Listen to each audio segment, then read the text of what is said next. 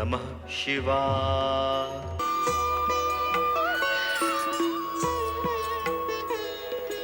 ओह, तो ये बात है, चुपके चुपके उनकी चर्चा सुनी जा रही है। कैसी चर्चा? किन की चर्चा? ले जया, बता इसे, हम उनके किन की चर्चा कर रहे हैं? अरे, जिसे पता है, जिसका मन अटका हुआ है, वो नहीं बता सकती, तो ये बेचारी जया कैसे बता सकेगी? तुम दोनों हर समय मुझे तंग करती रहती हो।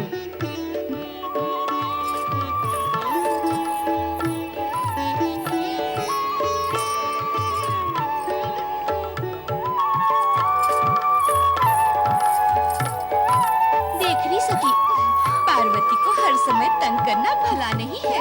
ठीक है, भविष्य में हम हर समय नहीं, कभी कभी तंग करेंगे, क्यों? ठीक है ना? फिर वही। अरे क्या फिर वही? भीतर मन में तो लड्डू फूट रहे हैं और ऊपर से स्वांग रच रही हो। सखियों से मन की बात छिपाना अच्छी बात है क्या? बोलना अच्छी बात है क्या? नहीं, तो फिर बताना। क्या? मन की बात? क्या बात? फिर लगी स्वांग करने। देखो, हम उनकी बात कर रहे हैं जो भविष्य में बारात लेकर आएंगे और तुम्हें यहाँ से ले जाएंगे। वो कैसा सुखद क्षण होगा जब मुझे ले जाने के लिए मेरे आराध्य भोलेनाथ आएंगे। मैं उस क्षण की, वो अपने आराध्य भोलेनाथ की प्रतीक्षा करूंगी। आपने मुझे बुलाया भगवान? हाँ नंदी। आज्ञा करें प्रभु। नंदी, यहाँ कैलाश पर हम एक भाव से समाधि में नहीं बैठ सकते। क्यों क्यों भगवान? देखते नहीं, कभी नारद तो कभी इंद्र और देवगण आकर हमारी समाधि में विघ्न डालते रहते हैं।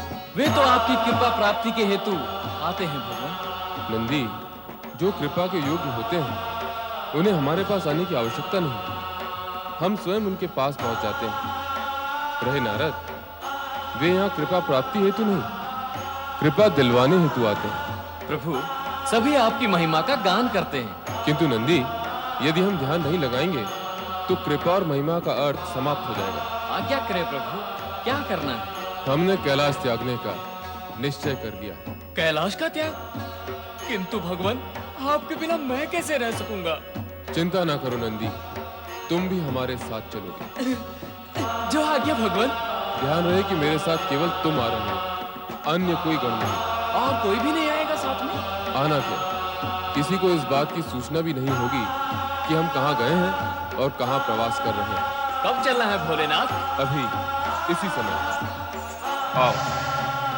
पिताश्री, हमारे द्वारा आयोजित सर्व पर्वत सम्मेलन एक अनूठा सम्मेलन है जिसमें सभी पर्वत सम्मिलित होंगे और वो हमारा प्रभुत्व भी स्वीकार करेंगे। पुत्र मैनाक, प्रभुत्व स्वीकार करवाने की चेष्टा को शुभ नहीं माना जाता। ऐसी चेष्टा करने वाले की आभा और प्रतिभा दोनों नष्ट हो जाती हैं। तो फिर सर्व पर्वत सम्मेलन के आयोजन का प्रयोजन क्या है? पारस्परिक सद्भाव, मैत्री और बंधुत्व की भावना को बढ़ाना। इस उद्देश्य की पूर्ति के लिए भी इस संगठन के अधिपति का चुनाव करना आवश्यक है पिताश्री। मैं तो चाहूंगा कि आपके नाम की पूर्व घोषणा कर दूं कि आप ही इस सम्मेलन और संगठन के अधिपति हैं। मैनाक, तुम मेरे पुत्र हो, मुझसे शत्रुता क्यों करना चाहते हो? क्यों ऐसा कार्य करना चाहते हो जिससे मेरा लोक और परलोक दोनों नष्ट हो जाएं? ये आप क्या कह रहे हैं पिताश्री? मैं आपसे शत्रुता करूंगा? आपका लोक प्रलोक नष्ट करूंगा? ये विचार आपके मन में आया कैसे? आप मेरे पिता हैं, मैं आपका अहित करूंगा? नहीं पिताश्री, कदापि नहीं। देखो मैनाक, पिता अथवा पुत्र, यदि उन दोनों में से कोई भी अपने पिता या पुत्र के लिए अनुचित और अनाधिकार रूप से, अनीति और अन्याय से प्रभुत्व, पद, अधिकार, संपत्ति या संपदा प्राप्त करना चाहता है, तो वह लौकिक और पारलौकिक दोनों ही दृष्टि से पाप का भागी कहलाता है। दोनों को अंत में असहनीय पीड़ा सहनी पड़ती है। इसलिए पुत्र ऐसे प्रभुत्व, अधिकार व पद से दूर ही रहना चाहिए। जो अनाधिकार रूप से प्राप्त किया जाए। महाराज की जय हो। कैलाशपति शिव का दूत नंदी आपसे भेंट करने की अनुमति चाहता है महाराज। नंदी, कैलाशपति का दूत यहाँ? प्रतिहारी, उन्हें आदर सहित यहां ले आओ। जी महाराज। कैलाशपति शिव का दूत हमारे यहां किस प्रयोजन से आया है? भेंट करने पर ज्ञात हो जाएगा पुत्र।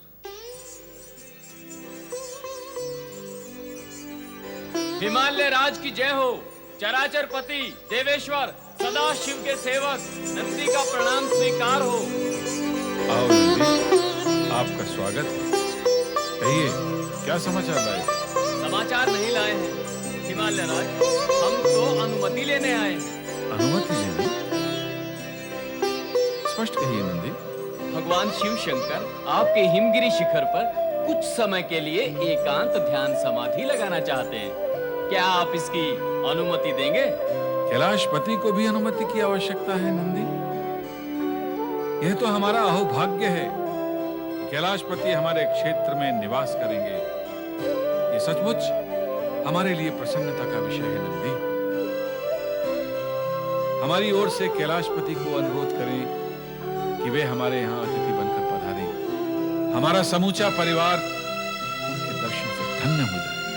धन्यवाद हिमालय राज, मैं आपका संदेश कैलाशपति तक पहुंचा दूंगा। प्रणाम।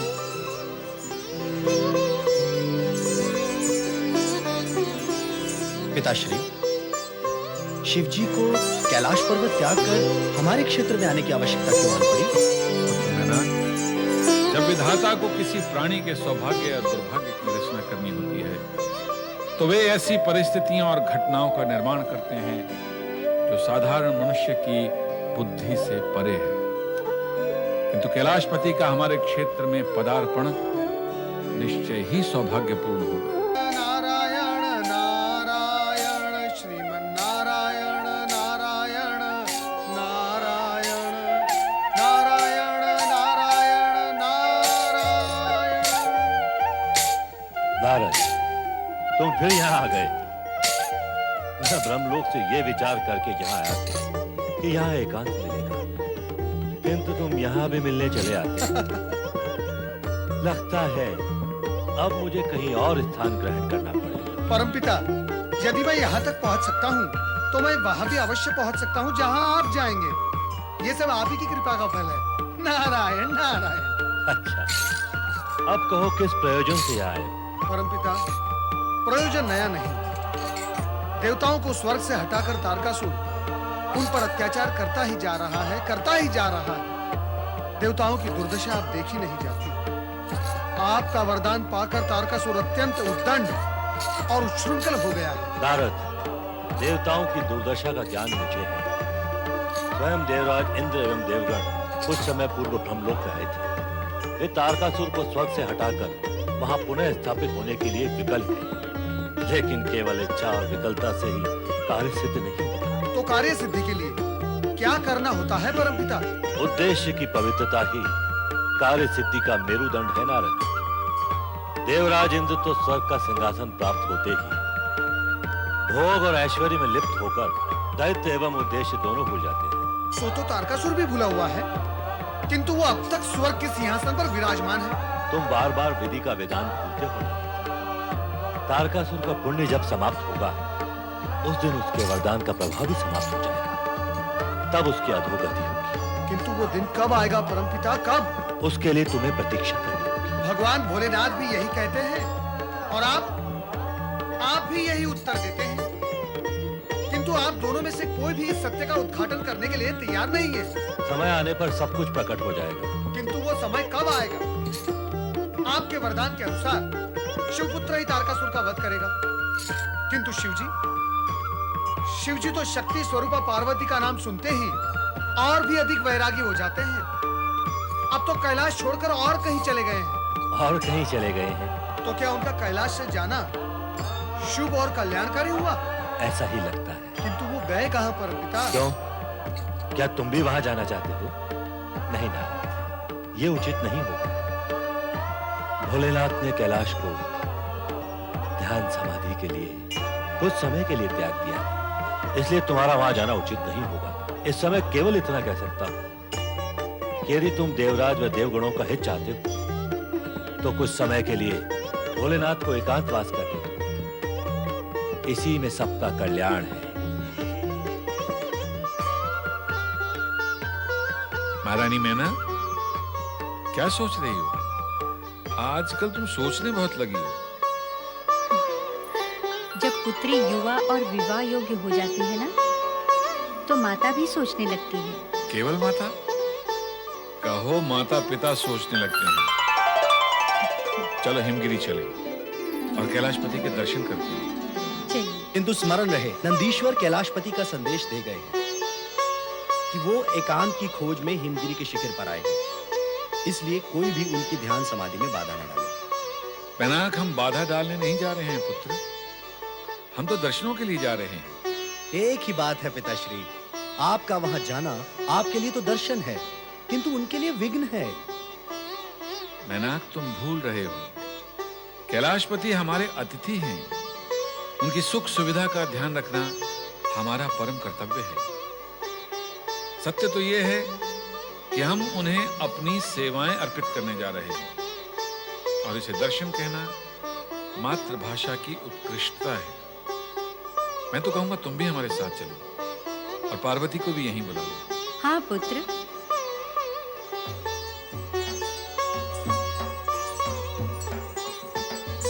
सुनो नंदी, आज्ञा करें प्रभु। तुम इस बात का पूर्ण रूप से ध्यान रखना कि कोई भी यहाँ आकर हमारी एकांत समाधि में विघ्न डालकर हमें बाधा न पहुंचाए। आप निश्चिंत रहें भोलेनाथ, मेरे होते हुए आपके समीप आने की कोई चेष्टा भी नहीं कर सकेगा। तुम कहते हो तो हम निश्चिंत हो जाते हैं।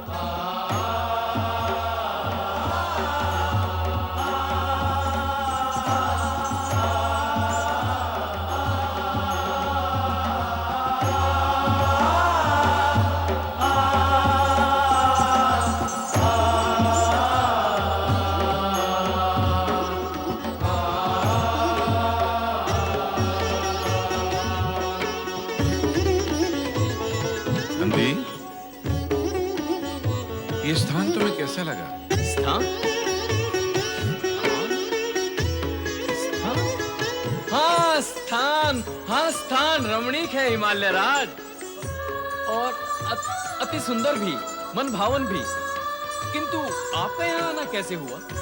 हमने सोचा कैलाशपति महाराज शिव के दर्शन ही कर लें, इसलिए यहाँ आए। आपने जो सोचा उत्तम सोचा। आप दर्शन करने के लिए आए, सब परिवार आए हैं। हाँ, यहाँ सब जो आते हैं दर्शन के लिए ही आते हैं, समाधि लगाने कोई नहीं आता। हाँ हाँ समाधि, भोलेनाथ ध्यान समाधि में लीन है, दर्शन संभव नहीं। दूरदर्शन भी संभव नहीं? अर्थात दूर से दर्शन। इस तरह दर्शन भी हो जाएंगे और समाधि भी भंग नहीं होगी। दूरदर्शन से भी किसी को लाभ हुआ है हिमालय राज? जिनकी आत्मा और उद्देश्य पवित्र होते हैं नंदी, उन्हें तो दूरदर्शन से ही लाभ होता है।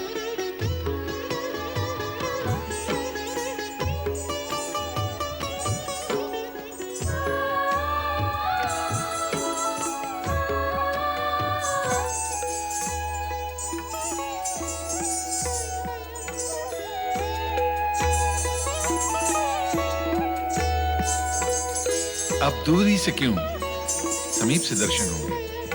आओ देवी, चलिए। आओ। भोलेनाथ, भोलेनाथ, हिमालय राज आए। देवाधिदेव कैलाशपति भगवान शिव शंकर की